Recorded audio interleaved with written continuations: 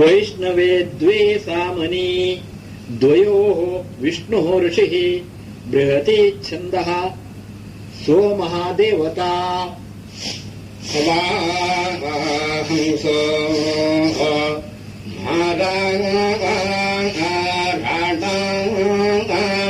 रण सख्य इन्दो दिवायि धीवायि दिवे पुरोणि बभ्रो निचरन्ति आबा परिधेङ्गतिताङ्गीहायि आयि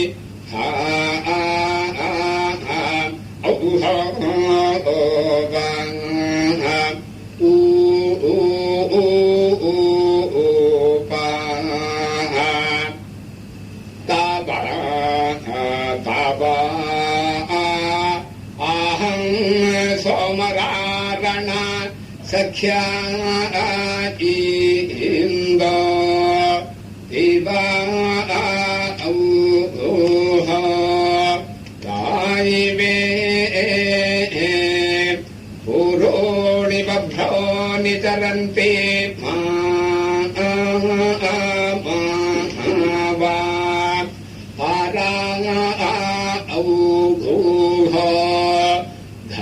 इंग्रातीतो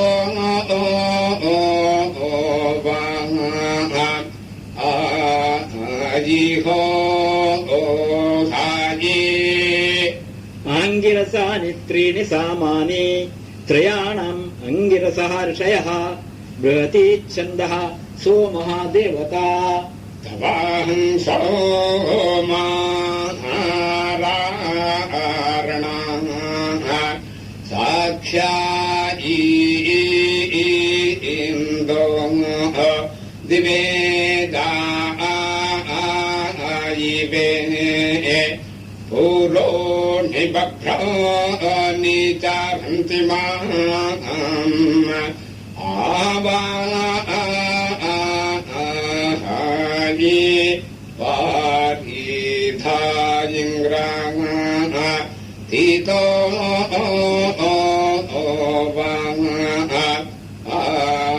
आयिहो धायि तवाहं सोमरौ राणा साख्या इन्दो विवा दीवे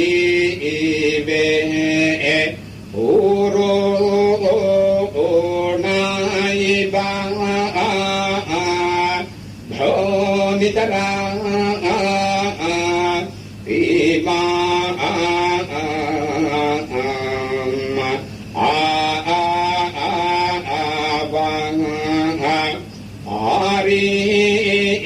आरीधायिङ्ग्रा पीता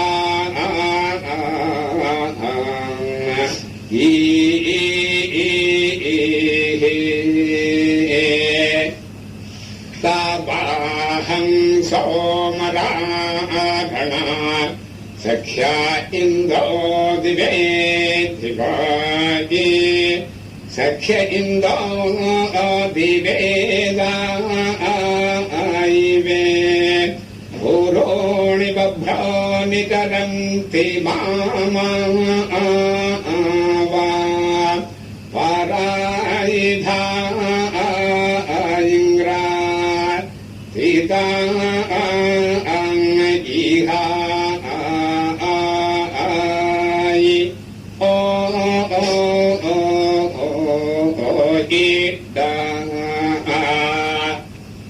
औक्ष्णोरन्ध्राणि त्रीणि सामानि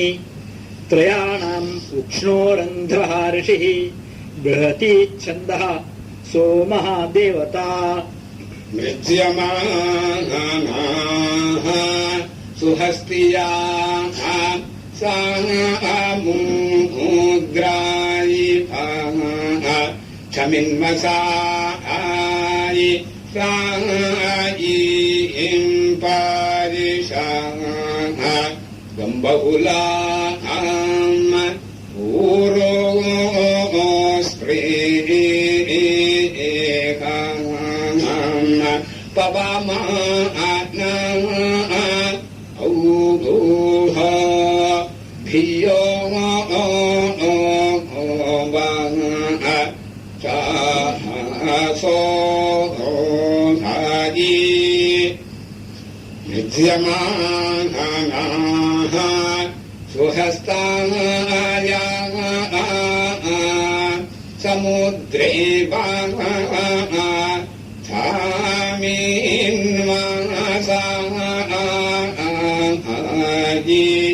रायायिं पीषा गम्बहुलं पोरो स्पृहा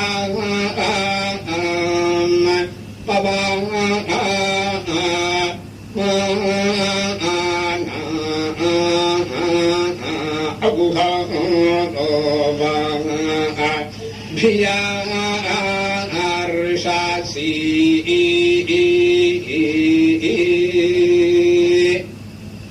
नृत्यमानाः सुहस्त्या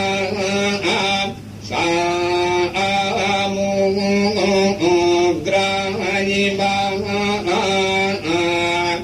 चमिन्मसायि रायिं पायिषाः गम्बाघोलं पोरो स्पृहाम्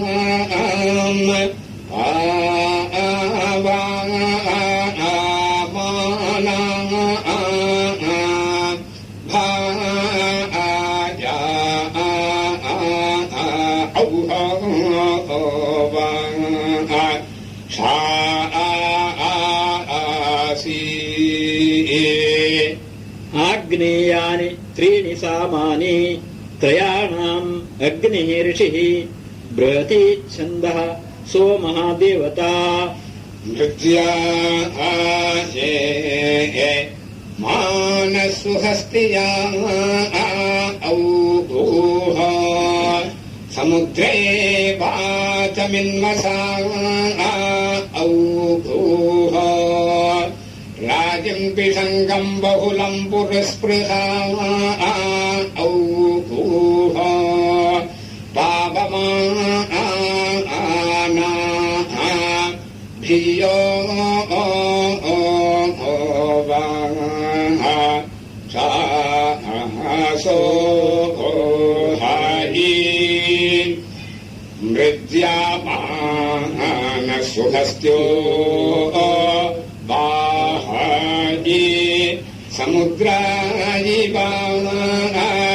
चामीन्मासि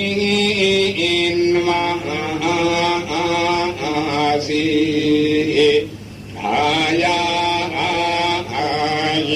पीषा गम्बाकुलम् पोरो स्पृहा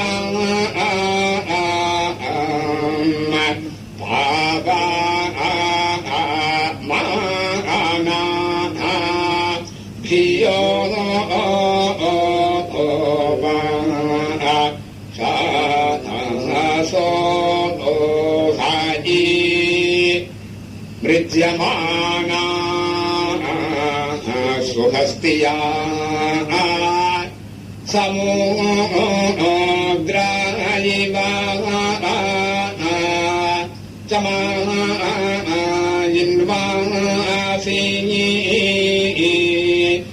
राजिं पिशङ्गम् बहुलम् पुरस्पृहा औगुः पावमाना भियो सासो हायि ऐडम् औक्ष्णोरन्ध्रम् साम उक्ष्णोरन्ध्रः ऋषिः बृहती छन्दः सोमहादेवता मृद्यामानसुहस्त्या समुद्रे देवो चामिन्वसि रायीम् पीशा गम्बाघूलम् पोढो स्प्रेखम् पवमाना धियर्षा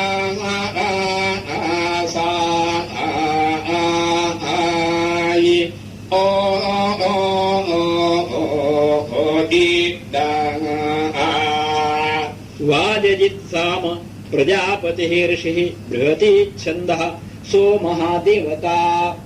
मृद्यामानसुहा स्त्रिया समूह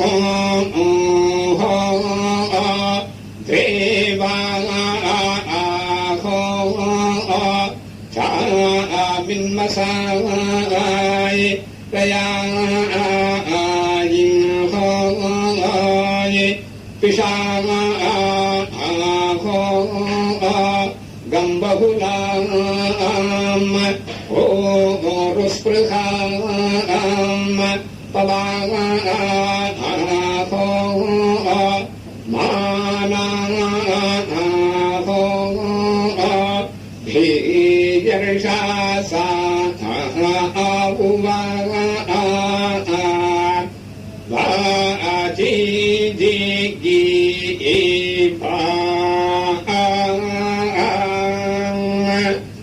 वैश्वदेवे द्वे सामनी द्वयोः विश्वे देवाः ऋषयः बृहती छन्दः सो महादेवता हाय अभिसोमासा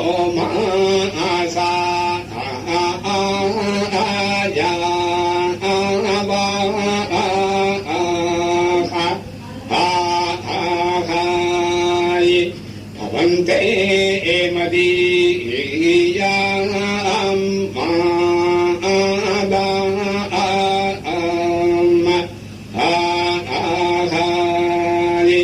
समुद्रस्याधिविष्टपे मानायिषायिणा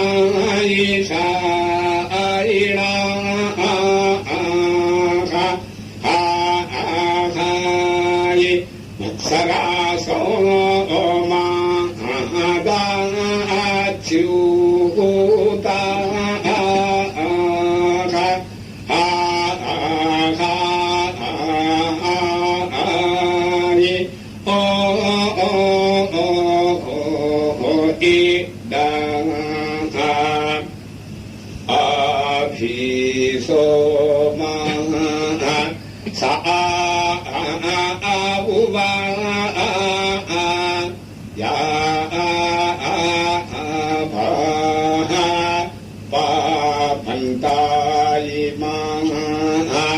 धिया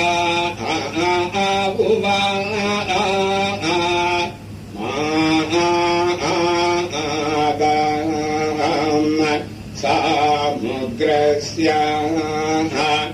धीविष्टापे मना आपुवाये शीर्णा मात्सरासाः मदा आपुवा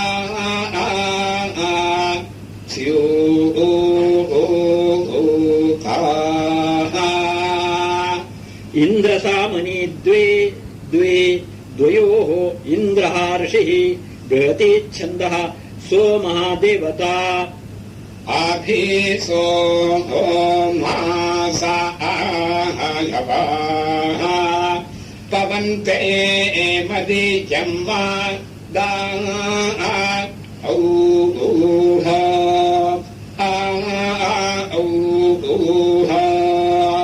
समुद्रस्याधिविष्टपे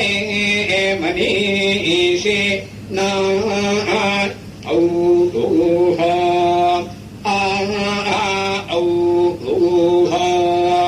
मत्सरासो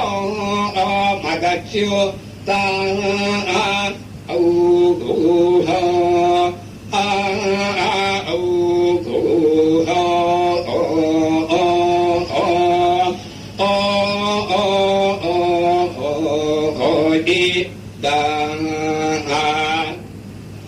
अभिसो मास हो यावाः पवन्ते मध्यं मदं पवन्ते मा दियान् होय मादाम् समुद्रस्याधिविष्टपे मनीषिणाः मानाहोय शायिणाः अप्सरासो मदच्युताः मदाहोय च्युताः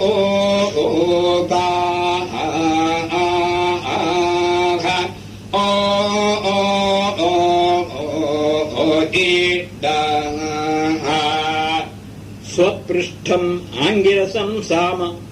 अङ्गिरसः ऋषयः बृहतीच्छन्दः सोमः देवता अभायि सोमा औहो सायवाः पवान्ते मा औहो दियं मदाम् समुद्रस्य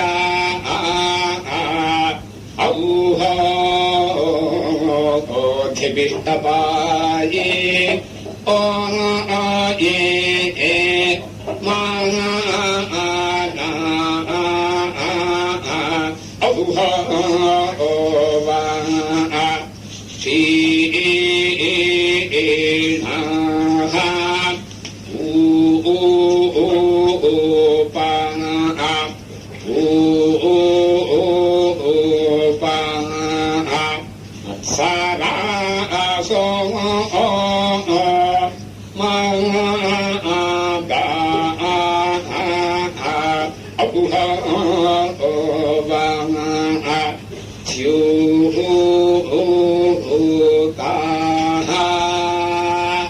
इन्द्रसामानि त्रीणि सामानि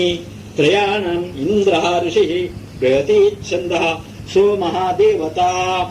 औहो अभिसो मास यावः औहो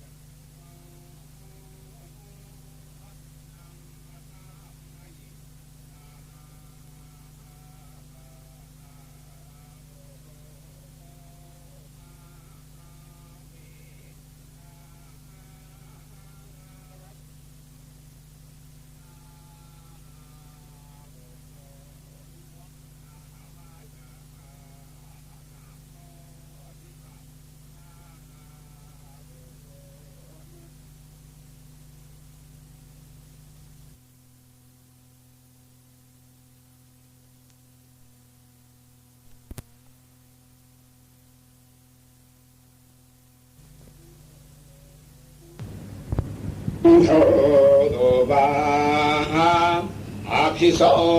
मास यावः औहो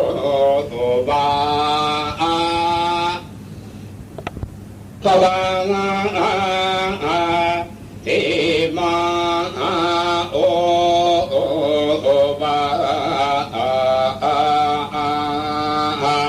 धियं मादम् समुद्रस्य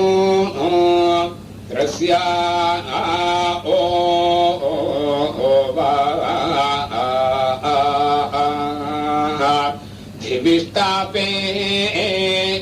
मनीषिणाः औहोय मत्सा सा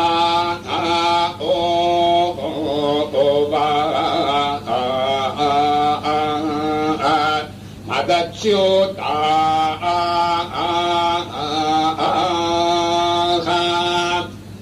अभिसोमास आया पवा ते मा ओ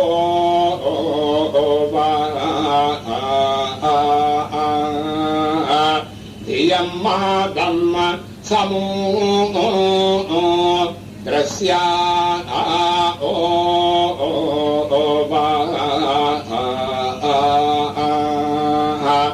धिविष्टापे मनीषिणा मत्सा सा ओ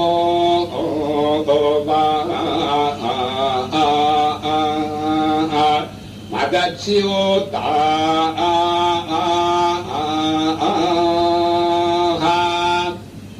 अभिसोमास आया पवन्ता इमा दीया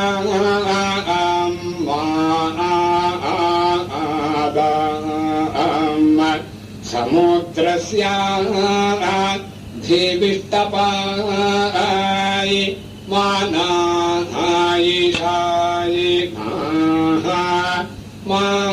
मात्सरासो मादा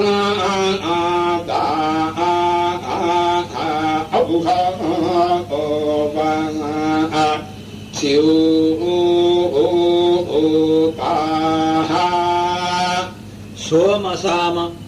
सोमहर्षिः बृहती छन्दः सोमहादेवता नानसो गोमादाग्रिविरव्याः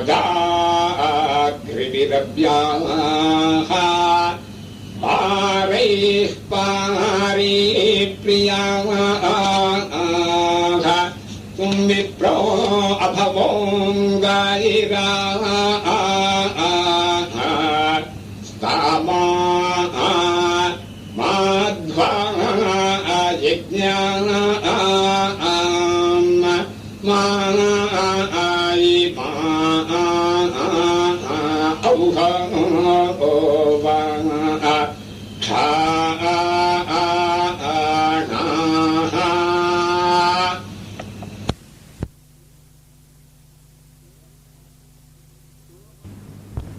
सोमसाम सोमहर्षिः बृहती छन्दः इन्द्रः मरुत्वान् देवता इन्द्राय पातायिमादाः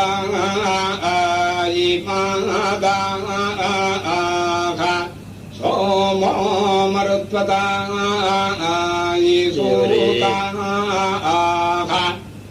सहस्रधारः अति अव्यमार्षाति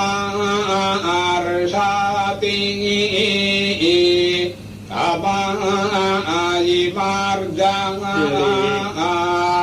ति आया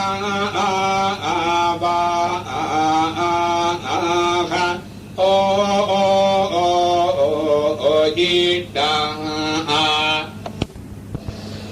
स्वः पृष्ठम् आङ्गिरसं साम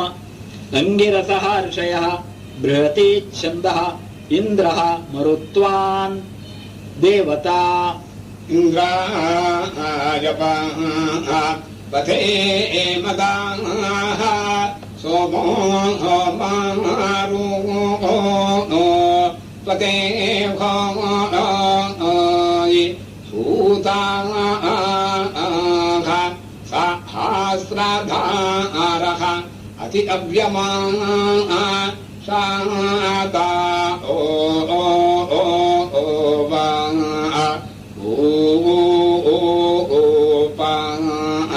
तमीको मार्जाः ति आया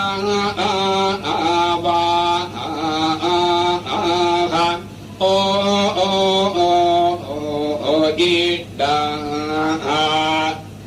सोमसाम सोमहर्षिः बृहती छन्दः इन्द्रः मरुत्वान् देवता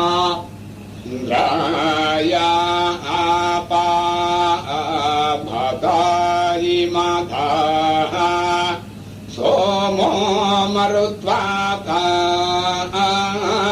सुदूताः सा आस्राधारः अति अव्यामा शाति तापाऔगुहोयि मार्जा ताया औघोबा या भाः सोमसाम सोमः ऋषिः बृहती छन्दः इन्द्रो मरुत्वान् देवता पापस्वभासा इहा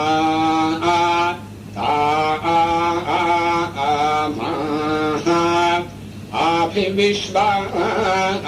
निवारिया वंसा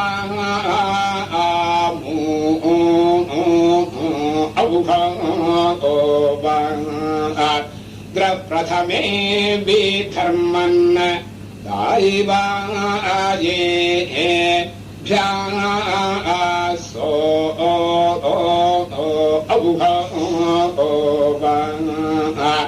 ममत्सारा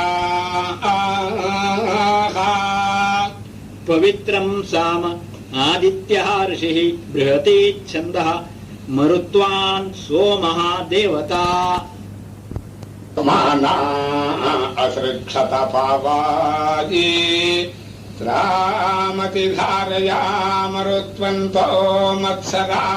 इन्द्रियाः हायाः मायिधाम् अभाये प्राया